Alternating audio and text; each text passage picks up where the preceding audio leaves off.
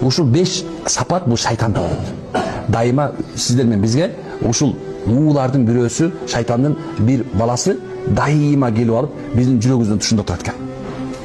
Ал кеткен анын ийнеси бар экен дагы, адамга качан сиз менен биз зикирден, Алланы эстөөдөн, намаздан, динден алыс болуп баштаган мезгилде жүрөгүбүзгө акырын шарт деп турбай ийнесин сая коет экен дагы, анан ошол мезгилде ушул 5 сапат киргизет экен.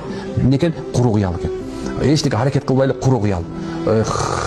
Момундай болсо, асамдак үй болуп калса, момундай 800 үй Lexus болуп калса, анан кийин ушундай болуп калса, ойлонуп баштайт экен. Анан адамдар оюн аркасынан курап жетпей калат экен. Карасаң субханалла, карасаң бүт дүйнөнү кыдырып жүрөт, өзүнүн ички самолету менен жүрөт. Ошондо оозу ооруп кеткен да. Акырында башы ооруп, кускусу келип баштайт экен да. Мына ошондо сизге субханалла 2 байла келет экен. Ушундай куру кыялга берип кеткен 2 байла келет экен.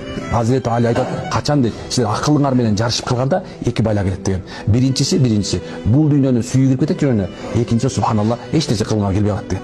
Карасаң, эч нерсе сүйү да келет экен, эчтеке да кылгысы келбей калат адамдар. Эмне экен? Ошо куру кыял дайыма сени субханалла сүйрөп калат экен.